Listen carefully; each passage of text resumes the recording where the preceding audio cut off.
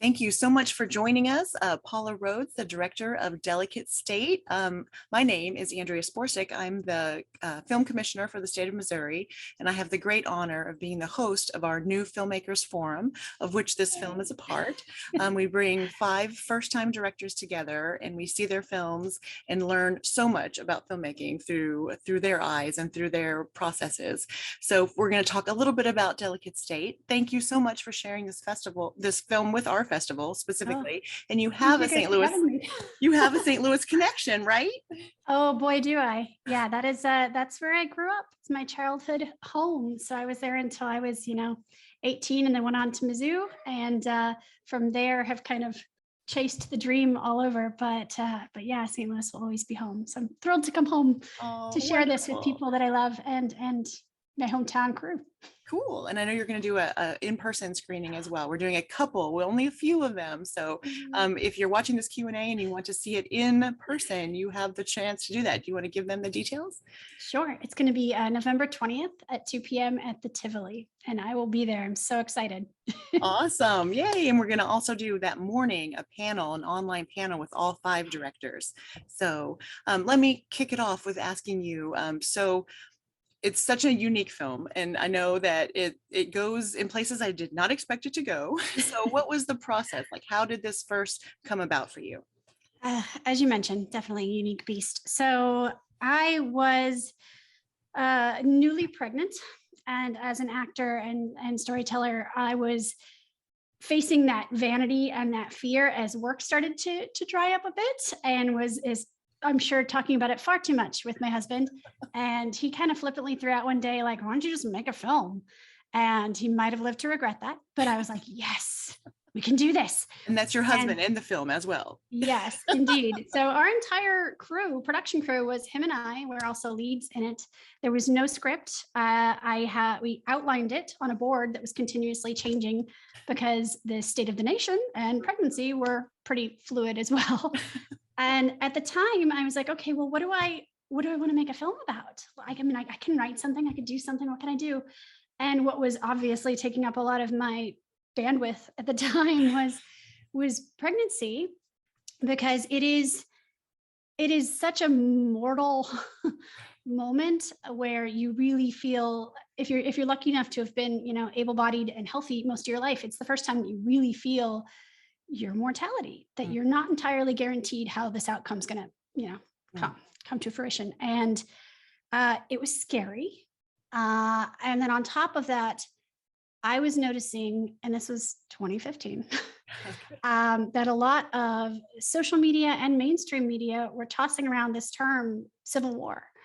And they were doing it just like casually or sometimes like cheering it on, like daring it to happen breathlessly.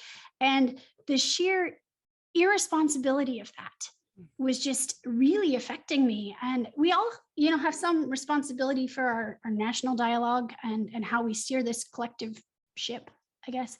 And I wanted to humanize what this call to arms would look like, even for those who, like our characters, have their heads in the sand and are like, oh, I'm not political, I don't want to engage. Well, if we don't, then the crazies end up steering the ship.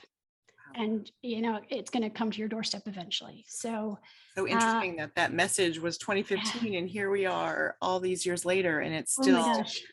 Andrea, it was amazing how many times I'd have like a Post-it note that I'd written in beginning of 2015 on my board with like a wish list item that was a VFX shot, like a tank will drive by.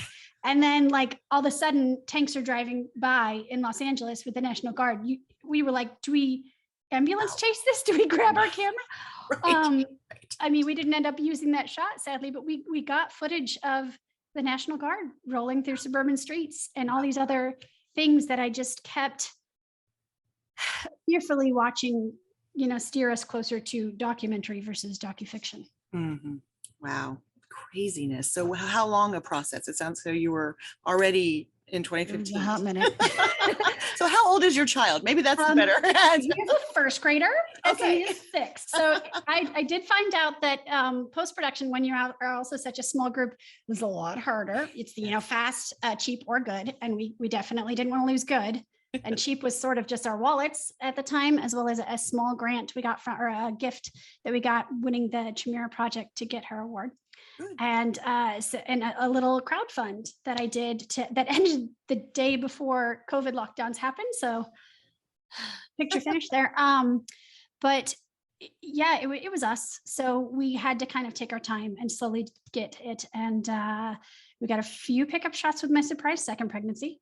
Oh, But I mean, as with any probably director or artist, I feel like I probably could have kept tweaking this and working on it forever, if not given myself some sort of deadline. Yes.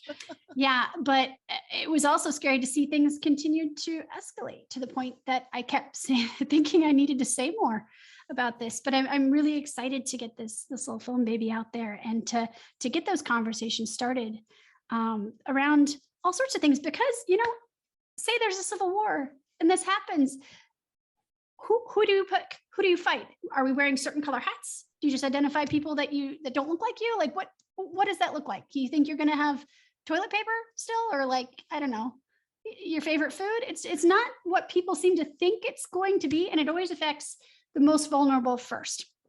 And when you're pregnant, you really realize there's a point in pregnancy where you have to come to terms with the fact that if you had to run for your life, you couldn't. And so as a mother to be at that point, I really was feeling like this would affect me far more than it would affect the video game fan over here rooting for it. So yeah, I really kind of folded all of those feelings and everything I was observing into the film.